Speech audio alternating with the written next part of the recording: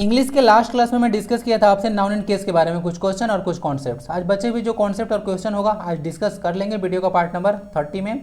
तो चलिए शुरू करते हैं। यहाँ से 60 क्वेश्चन बनेगा पेपर 1 में। फर्स्ट टाइम चैनल पर आते हैं तो जरूर जुड़ जाए। आपको मैं ना मेनली रूप से इंग्लिश और जीएस पढ़ा रहा हूँ, ठीक है। तो इंग्लिश और जीएस पढ़ाता हूँ, आपको पता चल गया होगा। हिंदी का भी वीडियो मैं कभी कभी प्रोवाइड कराता हूँ ताकि आपको हेल्प हो सके, ओके। तो चलिए शुरू करते हैं। बाकी टेलीग्राम पर आप लोग चैनल का नेम सर्च करके जुड़ सकते हैं, वहाँ पे पीडीएफ मिल जाएगा और क्विज वगैरह वहाँ पे जरूर दिया कीजिए, ठीक है। क्विज वगैरह बहुत अच्छे लेवल का प्रोवाइड करा रहा हूँ, तो आप लोग उसको जरूर ज्वाइन कीजिए जल्दी से जल्दी। चैनल का नेम सर्च कर लीजिएगा, लिंक खुलता नहीं है। फर्स्ट क्वेश्चन देखते हैं। The former PM of India mister Atal Bihari Vajpayee is visit to Japan strengthen the relationship between India and Japan. इस क्वेश्चन में गड़बड़ी कहाँ पे है? तो बोला जा रहा है जो फॉर्मर पीएम ऑफ इंडिया है तो इसके साथ जो है से एपोस्ट्रोफी यहाँ पे लगाया हुआ है, एक एपोस्ट्रोफी वाजपेयी के साथ लगाया हुआ है। तो गड़बड़ कहाँ पे है? तो देखिए इंडिया वगैरह के साथ जो है से एपोस्ट्रोफियस लग सकता है, इसमें गड़बड़ नहीं होता है, लेकिन यहाँ पे ऑलरेडी एक ऑफ पैटर्न का यूज किया हुआ है यहाँ पे। तो ऑफ पैटर्न भी यूज होता है पॉजिटिव केस दिखाने के लिए, और एपोस्ट्रोफियस भी यूज होता है या एस एपोस्ट्रोफ भी यूज होता है। तो दोनों साथ यूज कर दिया तो यहाँ से गड़बड़ हो गया, तो यहाँ से नहीं होगा। इंडियाज मिस्टर अटल बिहारी वाजपेयी नहीं यूज होना चाहिए। इंडियाज से एपोस्ट्रोफियस हटाइए, ओनली इंडिया रहना चाहिए। क्या रहना चाहिए? ओनली इंडिया रहना चाहिए, तब जाके एक्सप्रेशन सही होगा। यहाँ पे ऑप्शन नंबर ए है, में गड़बड़ी है तो ए को सही टिक लगा लिया जाए, ओके। बी में है option.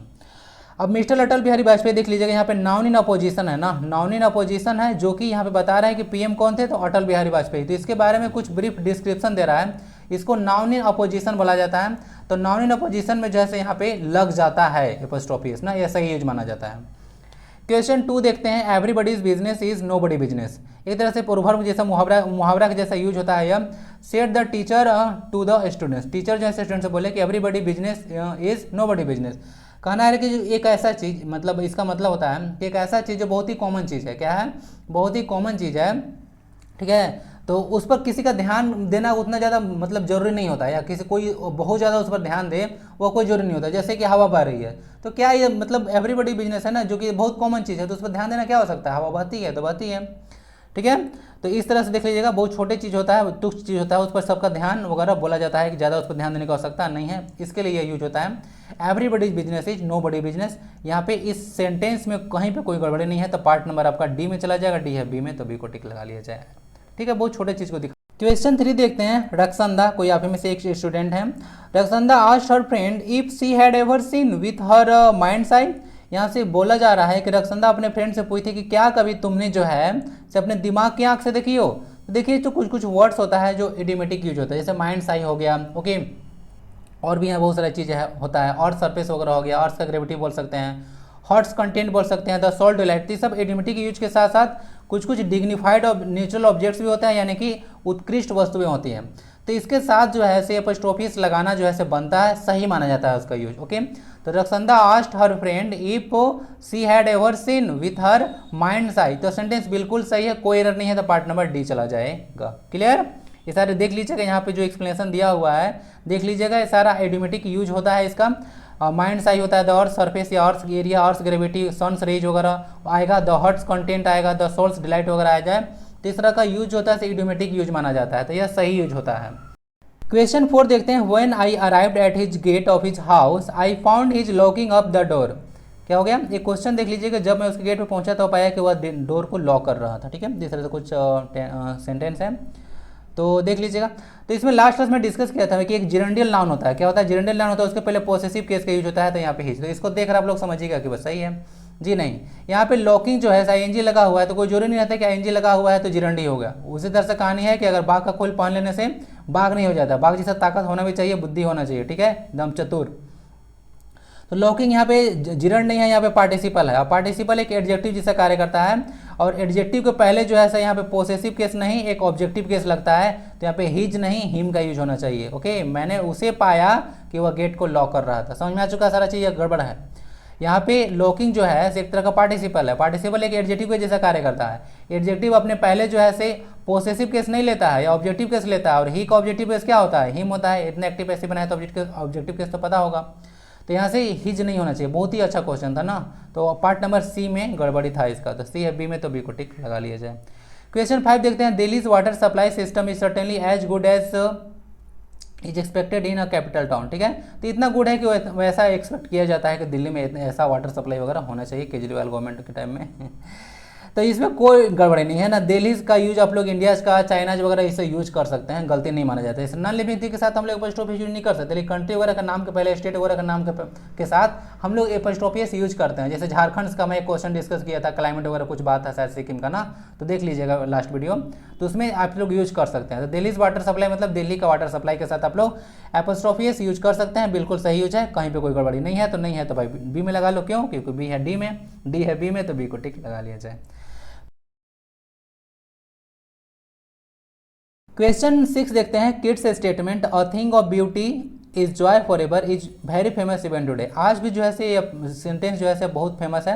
A thing of beauty Joy for ever किसके द्वारा कहा गया है? जॉन किड्स के द्वारा। तो इसमें गड़बड़ी कहाँ पे है? आप लोग देख रहे हो किड्स है, आप लोग ऐसे जनरली नॉर्मल पढ़े होंगे, कुछ ऐसा नाउंस है, क्या है? कुछ ऐसा नाउंस वगैरह है जिसके लास्ट में ऑलरेडी प्लूरल होता है, ऑलरेडी एस लगा होता है, मतलब प्लूरल बनता है एस लगाकर, उसमें हम लोग एपोस्ट्रोफिस लगाकर ऑलरेडी प्लूरल नहीं बनाते हैं ना। एपोस्ट्रोफिस लगाना गलत माना जाता है, सिर्फ हम लोग एपोस्ट्रोफ लगाते हैं, यानी कि एस एपोस्ट्रोफ का यूज किया जाता है, क्योंकि एस पहले से ही है। तो इस तरह का यूज होता है। तो उसको देखकर आप लोग समझिएगा कि किड्स के नाम में एस है तो उसके साथ एपोस्ट्रोफिस लगाना गलत है। हम लोग इसको बनाएंगे इस तरह से, KEAT, बस एस एपोस्ट्रोफ लगा देंगे, तो यह गलत हो जाएगा ना।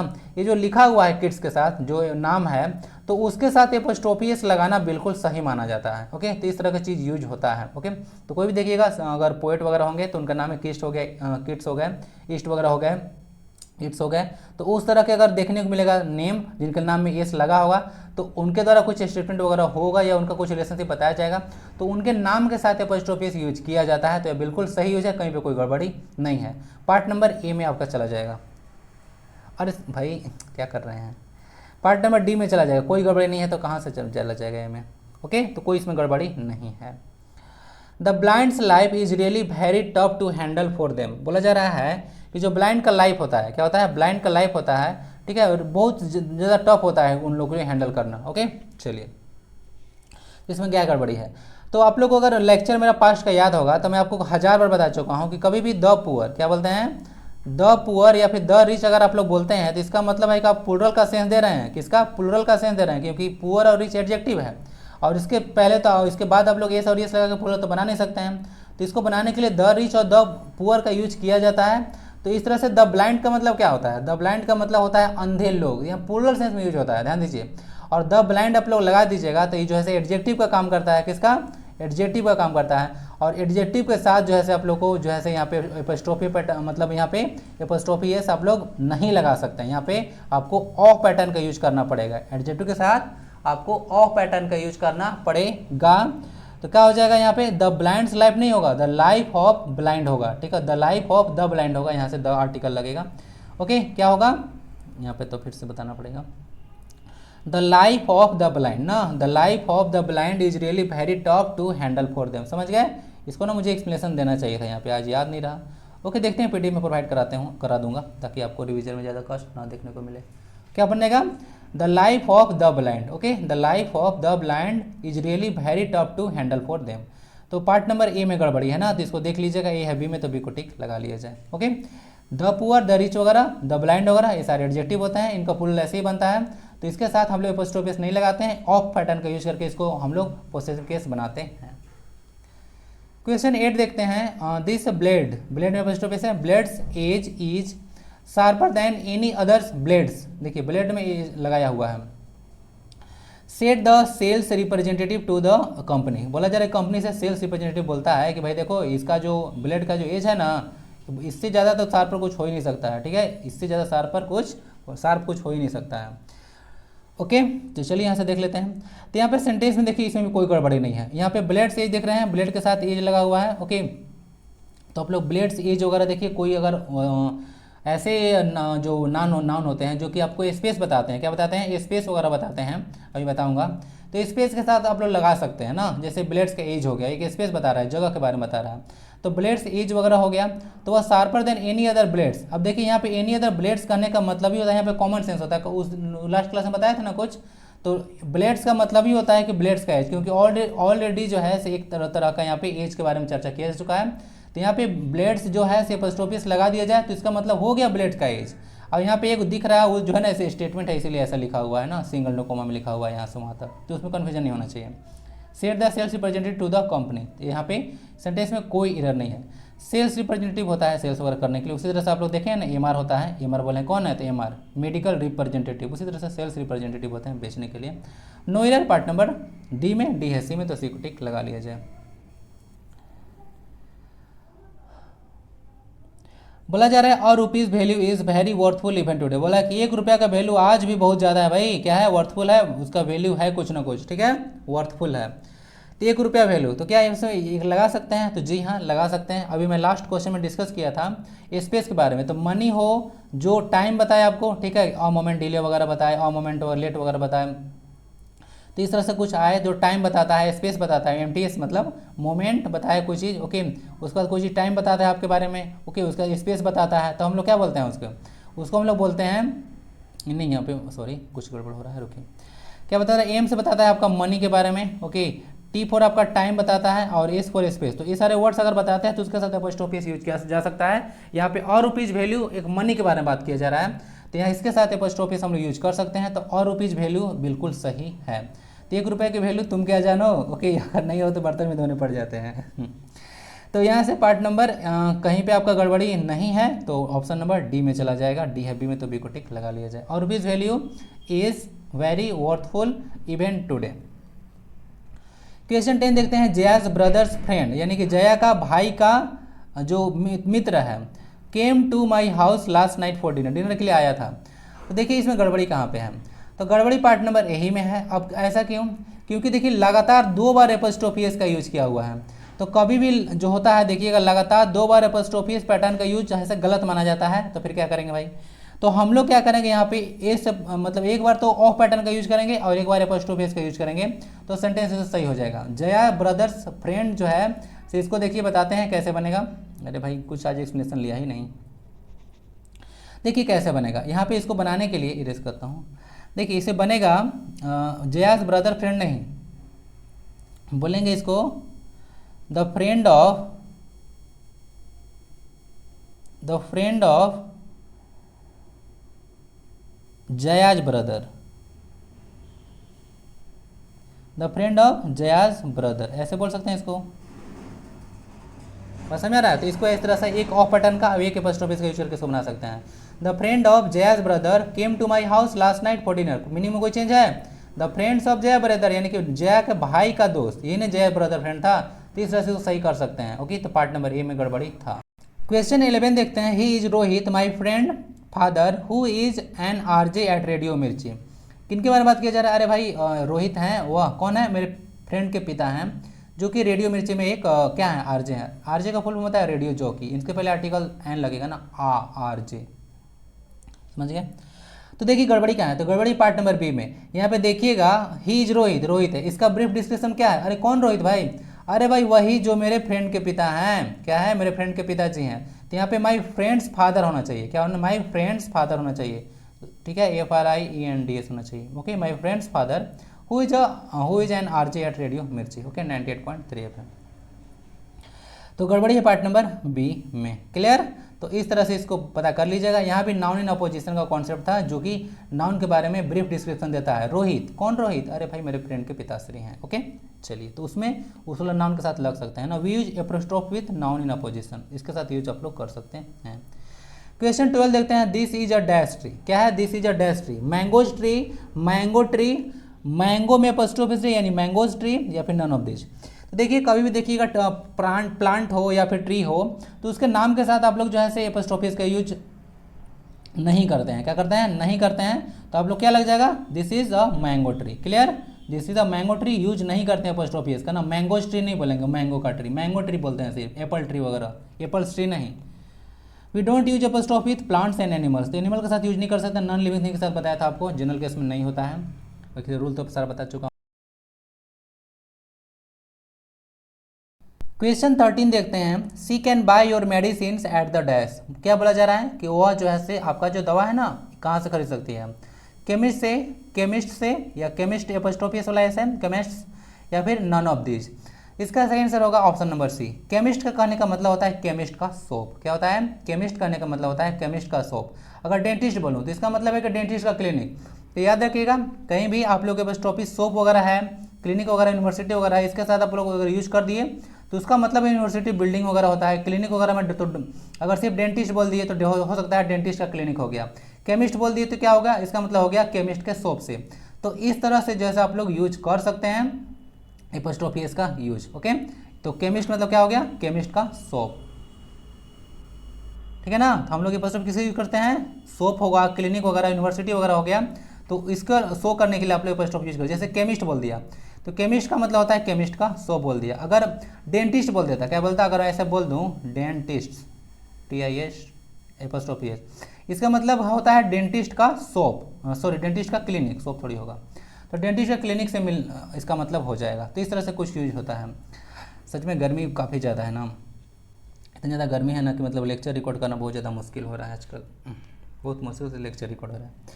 नेक्स्ट क्वेश्चन आता है Arjun and Bhima's wife dash beautiful is has have or are. क्या यूज होना चाहिए? तो देखिए यहाँ से अगर अर्जुन एंड भीमाज वाइफ, तो क्या अर्जुन और भीम की वाइफ एक ही थी? जी हाँ। तो अगर दोनों एक ही चीज़ के बारे में बात करता है तो सिर्फ लास्ट वाला नाउन पे एपोस्ट्रोफी एस लगेगा, तो कोई दिक्कत नहीं है। अर्जुन एंड भीमाज वाइफ कौन सी? द्रौपदी, तो इज ब्यूटीफुल लग जाएगा यहाँ से, समझ लीजिएगा। दे दिया था ऐसे तो वर्ब का क्वेश्चन, लेकिन एक्चुअली में यहाँ से देख लीजिएगा अर्जुन एंड भीमाज वाइफ क्या सही यूज है? तो बिल्कुल सही यूज है। क्यों? क्योंकि अर्जुन एंड भीमाज वाइफ जो है यहाँ से एक ही है, एक ही पर्सन के बारे में बात हो रहा है। ठीक है, जो दोनों की पता है पांचाली इनको बोला जाता है, 5 इनके पति थे। तो अर्जुन एंड भीमाज वाइफ जो है उसके साथ इज लगे, क्योंकि पर्सन के बारे में ही बात कर रहा है। क्योंकि आप लोग एंड देके कभी सोचिएगा ना कि आर लगा दे तो गड़बड़ हो जाएगा, बस समझ में आ रहा है? एक ही पर्सन के बारे में बात हो रही है, तो वहाँ पे जो है से एपोस्ट्रोफी एस जो है लास्ट वाला नाउन पर लगता है और उसके साथ वर्ब सिंगुलर आता है, याद रख लीजिएगा। ठीक है, सब्जेक्ट वर्ब एग्रीमेंट में भी थोड़ा बहुत चर्चा करेंगे इसको, देख लीजिएगा। और नेक्स्ट एक और भी ऐसा आ सकता है, जैसे Ram and Lakshman wife are beautiful हो जाएगा, क्योंकि राम की पत्नी और लक्ष्मण की पत्नी अलग अलग है। ठीक है, तो राम की पत्नी और लक्ष्मण की पत्नी, उसके लिए वाइफ नहीं वाइफ्स लगना चाहिए, और 2 पर्सन हो गया तो उसके साथ आर लगना चाहिए। ठीक है, तो Ram and Lakshman wife's are beautiful.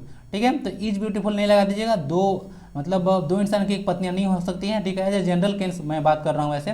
Okay, तो इस तरह से यूज नहीं होता, लेकिन हाँ महाभारत में चीज़ चर्चा है तो यहाँ पे हम लोग इज लगाएंगे। जो चीज़ अंडरस्टूड है तो उसको ऐसे कर लीजिएगा, बाकी नॉर्मल सेंस में आप लोग ऐसे यूज नहीं करेंगे। ठीक है,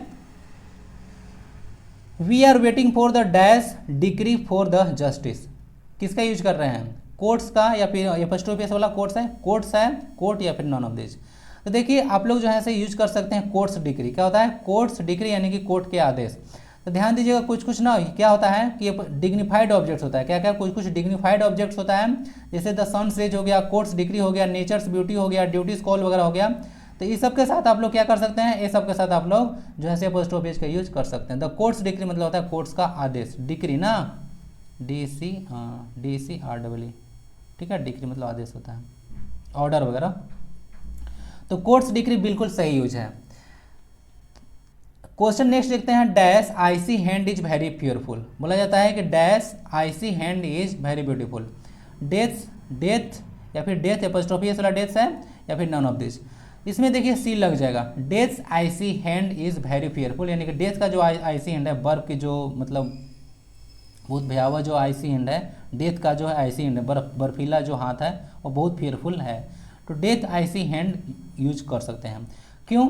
अब यहाँ पे पर्सोनिफिकेशन का कॉन्सेप्ट आता है। We can use when a non living thing is personified, यानी पर्सोनिफाइड समझते हैं ना, जब नॉन लिविंग थिंग को, आप लोग अलंकार में तो पढ़े होंगे कि जब नॉन लिविंग थिंग को फिगर ऑफ स्पीच में, मतलब इंग्लिश में फिगर ऑफ स्पीच बोला जाता है, तो वहाँ पे अगर नॉन लिविंग थिंग को मानव के रूप में दिखाया जाता है, उसका मानवीकरण हो जाता है। तो नॉन लिविंग थिंग को जब पर्सोनिफाइड किया जाता है, यहाँ पे देखिए डेथ का आईसी हैंड। ठीक है, आइस का कोई हैंड हो सकता है क्या? नहीं हो सकता है। तो बताया जा रहा है कि डेथ का जो आईसी हैंड है, तो एक मानवीकरण यहाँ पे आ जाता है। तो उस केस में जो है आप लोग लगा सकते हैं एपोस्ट्रोफी एस।